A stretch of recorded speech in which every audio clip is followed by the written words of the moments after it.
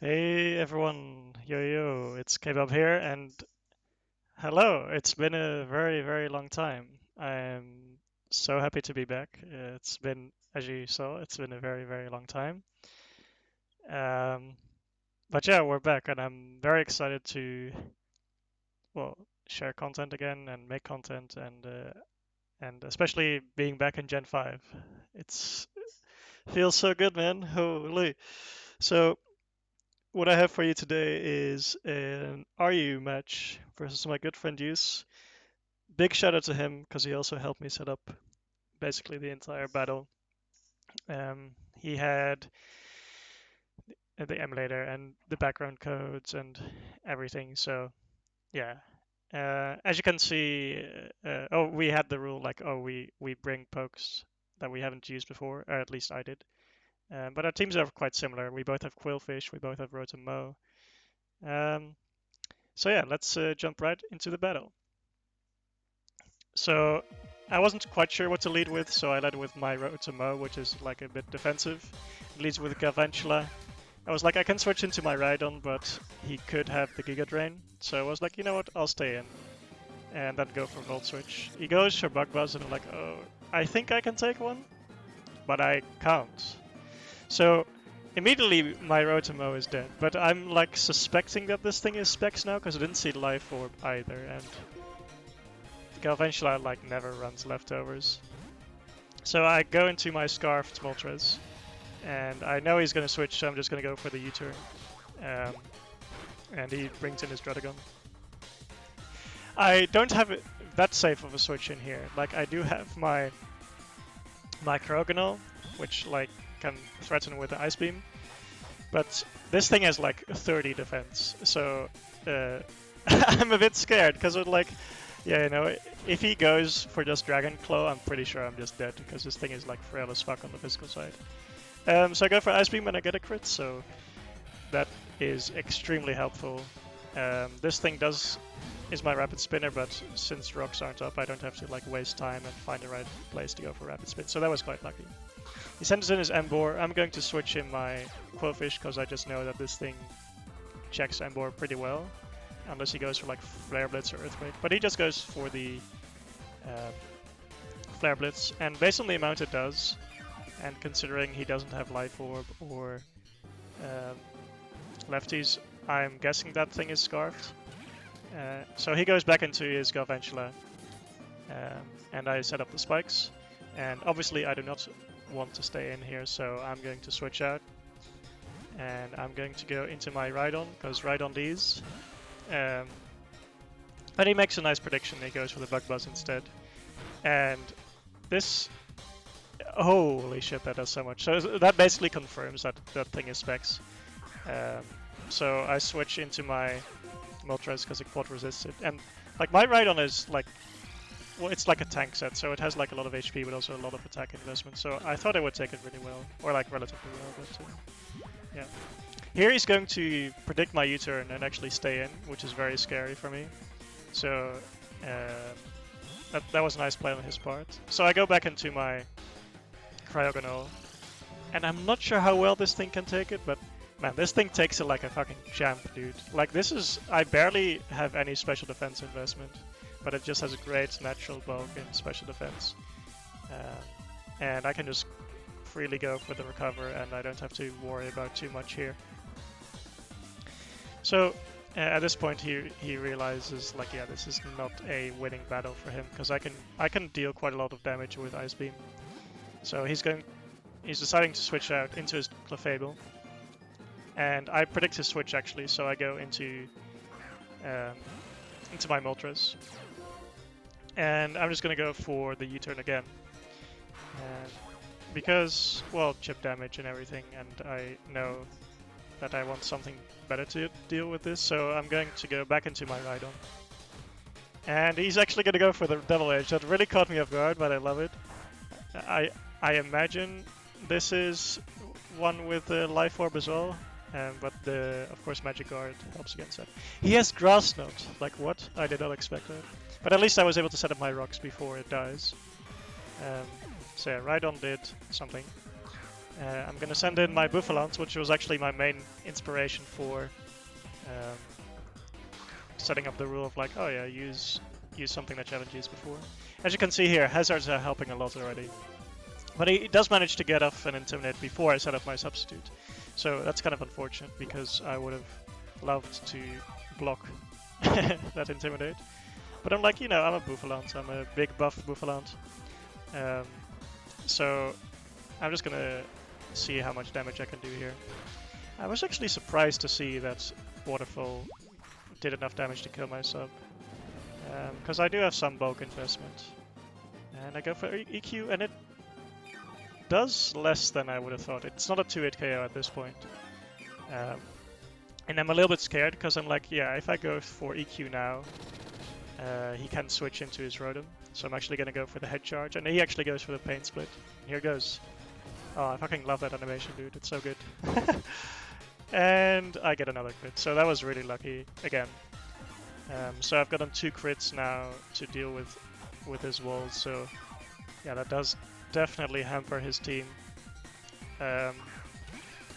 And in comes Galvantula again. And now that my Rhydon is dead, I have like no safe switch-ins.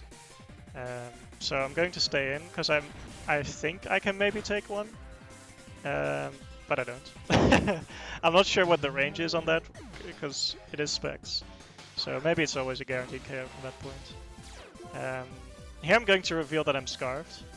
And I go for the Fire Blast. I actually decided to remove Flamethrower in favor of HP Grass. But at that point I was very scared because like, fuck, you know, Flamethrower would be very nice here to have like a guaranteed KO. But thankfully I hit the Flame Strike, the Fire Blast. In comes Emboar again, and once again I'm suspecting that it's Scarfed, so I'm going to switch out, plus I'm locked into Fire Blast. So I'm going to switch in my Quillfish again. And as we saw before, it takes it like a champ.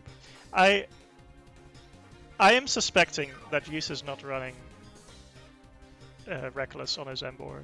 Or maybe he's Jolly, but anyway, I'm predicting him to switch again. But he stays in, so my chicken here takes a lot of damage. And I have to go for Hurricane because I'm like, well, I can't switch again. And thank God I hit. I'm a bit lucky this game, to be honest.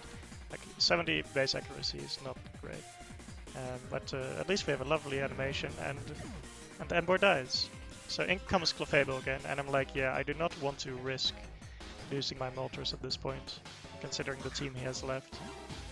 So I'm gonna go back into my Quillfish to get the Intimidate off again, and that helps a lot because I can soak up the damage here, but it still does a lot.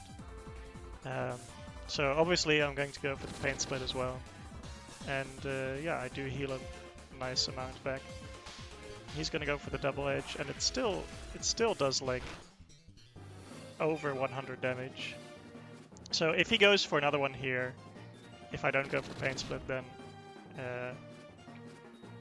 I basically die. But he has Soft Boiled as well, which kind of caught me off guard, because I was thinking like, oh, this might be like an all-out offensive set.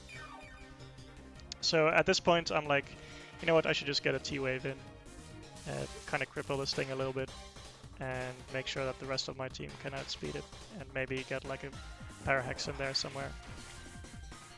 He goes for Double Edge, and thankfully I live. And this is where I'm going to speed up the battle a little bit, because yeah, there's just a lot of back and forth here. Because every time he goes for soft boiled, I can get more back from Pain Split. And I'm gonna go for the Waterfall here because, well, it deals a lot of damage, as you can see. That's way more than I expected, because I don't think I have any investment. And I'm going for some nice Paraflinch action here. And it's doing its job. And he's decided, yeah, the odds are not in my favor, so he's going to switch out into his Rotom. And I think Clefable and Rotom at this point are his last two Pokemon. So I just kept on going through the Waterfall, not predicting any switch or anything. because I wasn't in a position where I needed to predict that. So I'm going to switch out and go back into my Cryogonal, and I just thought like I can take anything he throws at me. And he throws a Thunderbolt in my face, and it does nothing. It really doesn't do anything. Um, like this thing takes it like fucking champ, dude. Holy shit. He does get the para, which could screw me over if I get paralyzed, but thankfully I don't. I can throw an Ice Beam at his face, and I wasn't sure if it would KO, because I'm not invested, but it does. So maybe this thing is scarfed as well? But yeah, the Rotom just dies, and I'm in a pretty good position here. So in comes his Clefable again, which is his last poke at this point, so I'm just gonna go for the recover. Just because I've lost quite a bit of HP. And I kind of forgot that I would be faster, but yeah, Cryogonal is fast, and we're both parried. So he decides to heal up again. And at this point I'm like, yeah, I'm just going to attack. And it does a decent chunk, like even uninvested it just does quite a lot.